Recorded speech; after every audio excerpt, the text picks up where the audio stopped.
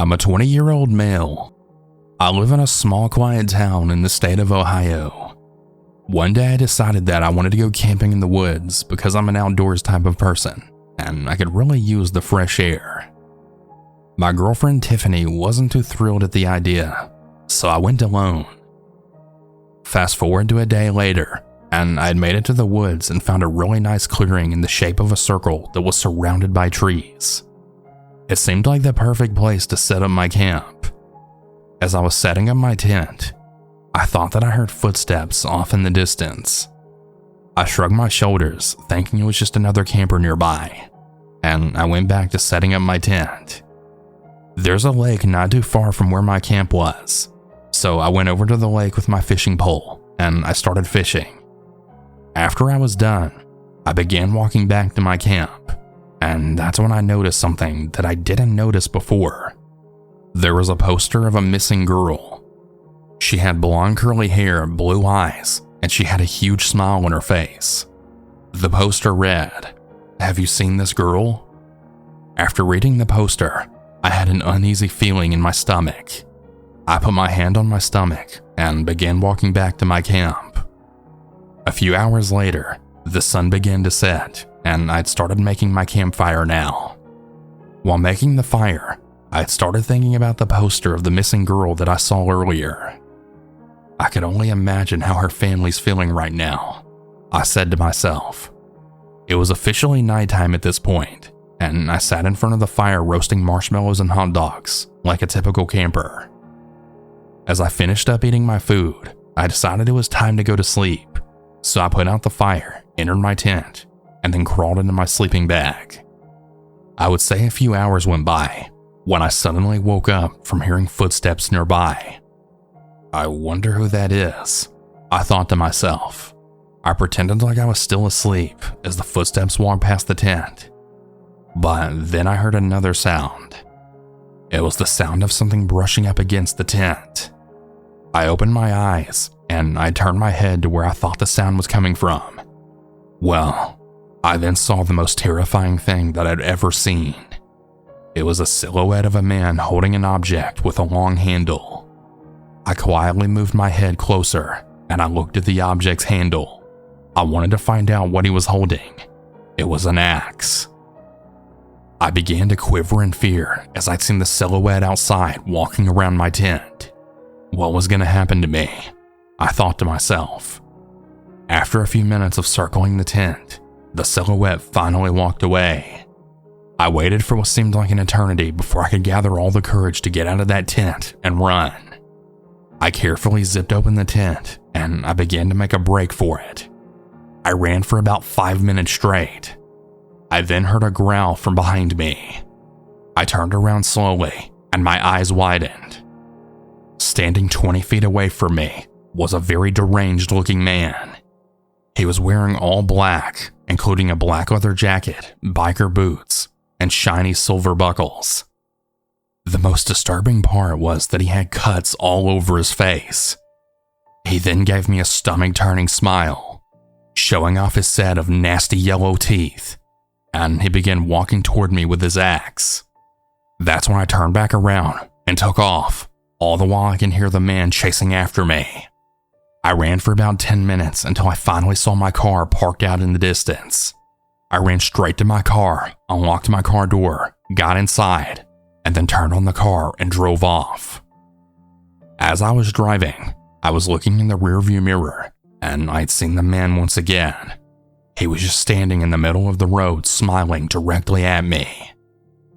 I'm now back home with my girlfriend, and I've never told her about the encounter, but as I'm writing this, I can still hear those sounds of the growls and laughter right outside my window. I can't get it out of my head. I know that it's all just in my head, but I just can't forget it. That was the scariest thing that ever happened to me.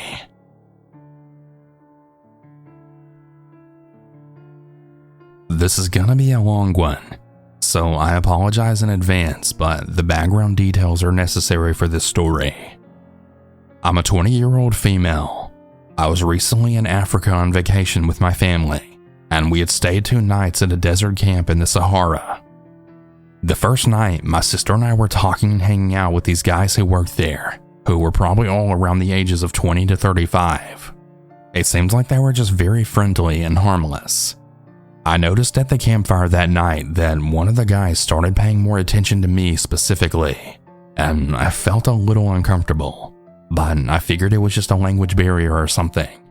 So out in the desert, you can see the stars really well, and even the Milky Way on clear nights. But you have to wait for the moon to go down, which is around 2 a.m. I guess it's a normal thing for the guys to come around to the tents, which are luxury tents by the way. They're furnished with beds, lights, a toilet and shower, as well as a lock on the doors. So not your typical camping. They knock on the door to see if you're awake and if you want to come out to look at the stars. My sister and I were sharing a tent, my parents in a separate one across the walkway. The first night around midnight, I had told my sister that I was way too tired to go out because I was falling asleep. So she left to look at the stars without me, and I didn't lock the door because I didn't want her to get locked out if I fell asleep. Well, fast forward about an hour, and I'm on my side asleep, when I suddenly wake up to then see a head peeking in from the tent door. I thought it was my sister, so I then groggily asked her, "Hey, what the fuck are you doing?" Because it was just really weird the way she was standing there. I start to wake up more, and I realize it's this fucking guy from the Campfire's head, and he's peeking in my room while I'm asleep. Now, it could have just been a simple misunderstanding, but I felt totally violated with my privacy, especially because, we're on their territory in the middle of the fucking desert.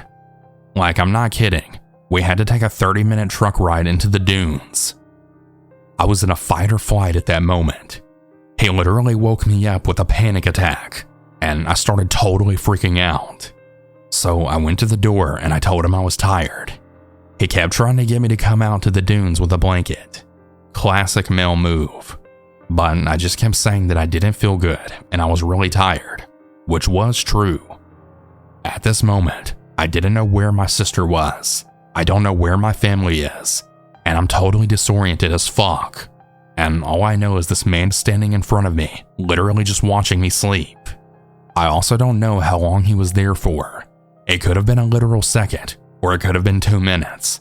But either way, I was high-key horrified by this. I told him no yet again, and that I'd look at the stars tomorrow. He told me he wouldn't be at the camp the next night, and that's why he wanted to go out tonight. But I wouldn't budge. Once he finally realized that I wasn't going to come outside, he asked me if he could have my number, and I told him no, I have a boyfriend. I don't, but it seemed the only way this man would respect my disinterest by knowing I was with another man. Well, after I said that, he asked me for my first name. I ended up giving it to him because I didn't really think it would do much harm. I then said goodnight, and I locked the door this time. I then went to the bathroom, and I had really bad diarrhea. This isn't really important to the story. I just wanted to show that he scared the literal shit out of me. And while I was on the toilet, I heard him come back and start calling my name from outside the tent. But I just stayed quiet and didn't say anything. I finished in the bathroom and went back to bed, still trying to calm down from what had just happened because my heart was racing, and I still heard him calling my name. I laid in bed as still as I could, and I didn't say anything. I tried texting my dad, but he wasn't answering, and I didn't really feel comfortable leaving the tent. Finally, my sister came back, and my dad was with her. So I told them what just happened, and they were really confused. They thought it was weird, but the conversation didn't really go much further than that. The next day, I had brought it up at breakfast yet again, and my sister and dad basically told me that I was just being dramatic about it, and that I should really just stop talking about it already, because it wasn't that big of a deal. Literally, my mom was the only one who agreed that it wasn't okay at all.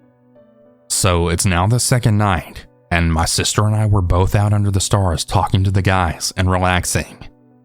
Keep in mind though, it's very dark, and you can't see any of the faces. So I was having a normal conversation with this one guy. I couldn't see him that well, and all was going well.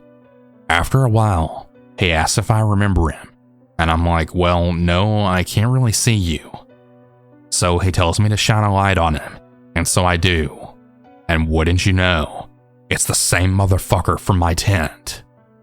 I especially wasn't expecting him to be the dude right in front of me because he told me he wouldn't be there that night, which leads me to believe that he had picked up a shift just to see me.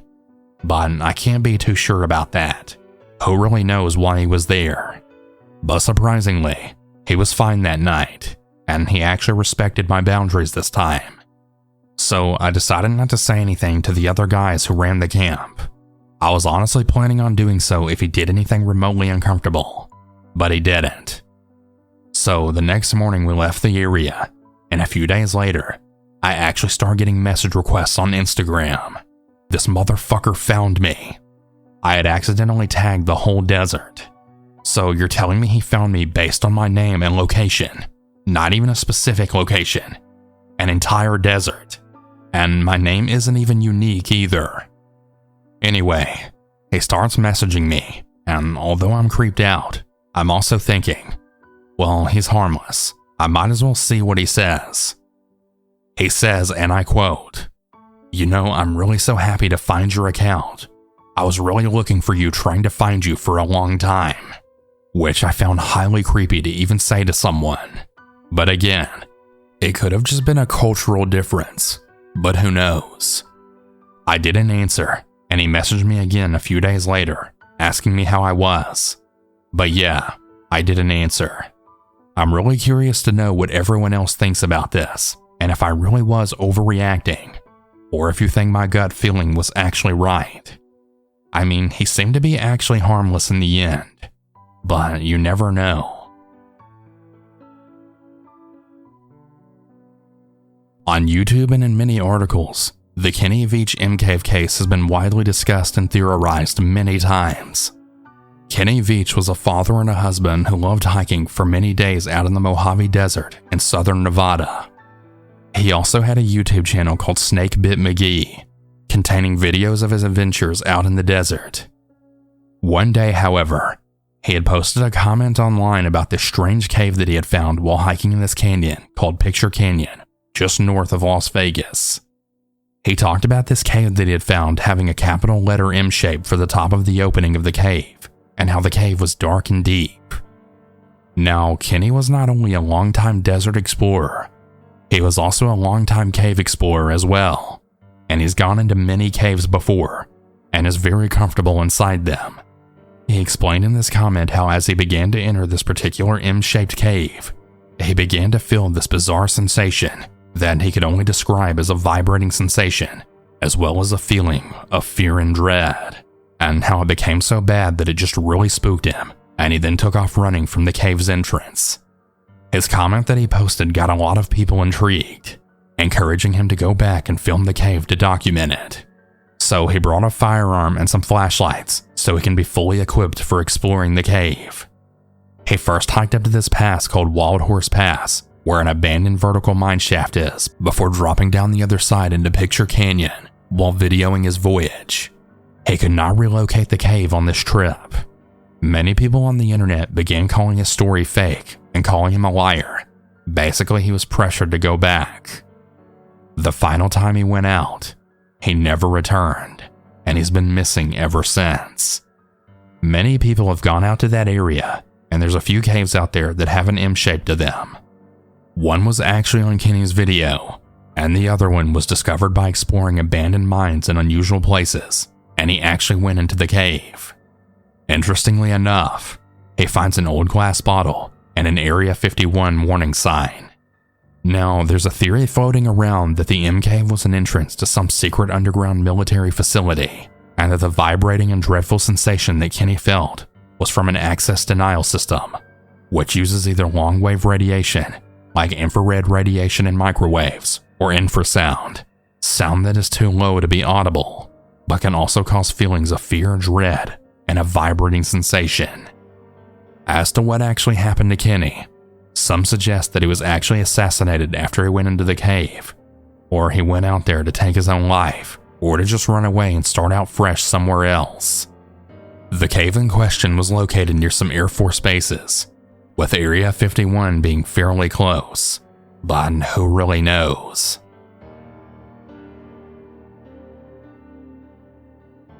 This happened to me last year. Here's a little background. I live in Canada, and I'm really big into hunting and the outdoors. I'm a 24-year-old male. Here in Canada, the deer hunting season has just started, and I always love hunting earlier. But at this time, due to my work, I could only get out hunting during rifle season. So I called my buddy Kyle, and I asked him if he wanted to head out for the weekend on some land he owns, just to make it easier. The land he owns is over 2 miles of forest and a river about a half a mile in, and the only way in is by quad. So we packed my truck and trailer, and we left. And of course, we picked up 2 cases of beer. We got to his land at about 5 p.m. We unloaded our gear into the small quad trailer and set out. We had to cross the river to get to the spot that we had scouted in the spring. After about an hour of trying to find a good place to set up camp, we found a perfect spot. Kyle is more of the let go kind of guy, so he set up the tent and I made the fire, and we sat and made some burgers. At this point, it was already about 10 p.m. After a few beers, I got up because I couldn't find my phone, so I walked over to the quads. From where we parked the quads, it was about 50 yards. As I'm looking for my phone, I hear this loud scream. But it wasn't like a human scream. It made the hair on my neck stand up. And I then hear Kyle yelling, "You scream like a fucking girl." I just ignored him, and me being me, I decided to walk towards where I heard the scream. I maybe walked about 10 feet from the quad, and I hear a gunshot. I ran back to Kyle, then asking, "Dude, why the fuck are you shooting?" He then tells me then he could have sworn he heard someone talking. Well, as he said that, we heard the scream again, but this time it really scared the fuck out of us. After that, we both decided to stay up. It was already well into 2 a.m., and I still couldn't find my phone. It was a little after 2:30 a.m., and Kyle fell asleep. Shortly after that, I fell asleep too, but I later woke up to that same fucking scream yet again. This time I took a big flashlight that I'd brought with us, and my gun, and I walked over further into the bush. I got to a point on the edge of a small grassy area, and I then shined the light all around. Well, I started looking, and in this small open area, I then see this thing crouched down with long arms. It's very skinny, and it then stood up. I swear it was like 8 feet tall. It looked straight at me. It had pale eyes, sharp teeth like razors, and it just stood there. I tried getting myself to move, but I couldn't. It then again let out that horrible scream. I then dropped my flashlight, and I turned and ran back to the camp. Kyle was still sleeping, and I hear what sounds like crashing then following me. I wake up Kyle, and I tell him we're leaving now. At first, he didn't want to wake up, but he jumped as soon as that thing screamed again. We left our tent and everything there. We jumped on the quads and got the fuck out of there. As we crossed the river, there was something laying on the opposite side of the river, and as I got closer, it was a deer, and it had bite marks all over it.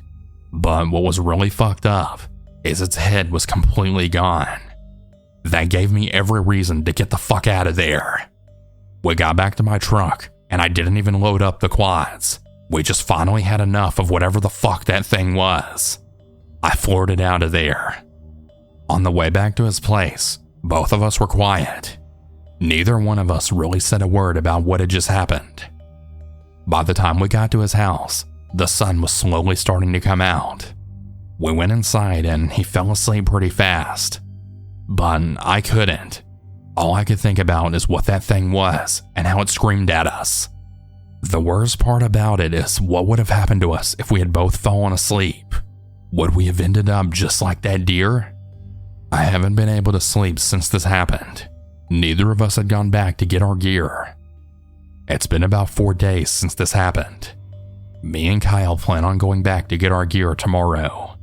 I really hope to hell we don't ever see that thing again. So here's an update. About a week after that happened, I decided to go out and see what was left of our stuff. Kyle said he never ever wanted to go near that place again though. So I said, well shit, I guess it's just me. So I hopped in my truck and I drove to the property.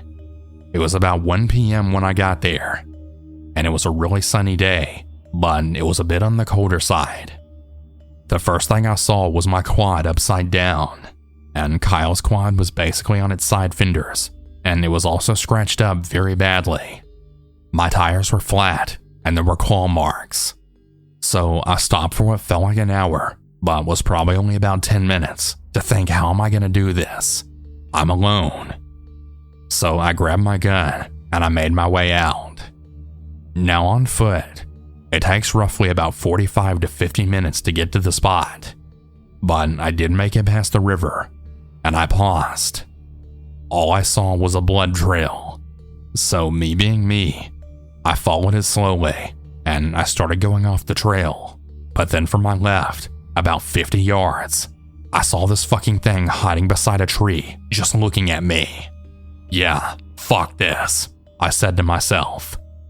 I then ran out and I crossed to the river. All I heard was that same fucking thing screaming again. I made it back to my truck, and I didn't even take what was left of the quads. I just wanted to get the fuck out of there. I was just on my way back, calling Kyle, then just telling him that there was nothing left of our stuff. We haven't spoken about that day in over a year. Now, I've had a lot of people not believe this, and I honestly wish I knew exactly what that was that we saw. I know that we had guns, but what we saw definitely changed the way I saw hunting. In the end, I don't ever want to see that thing again, or ever hear that horrible scream. Hey everyone, I hope you all enjoyed these stories.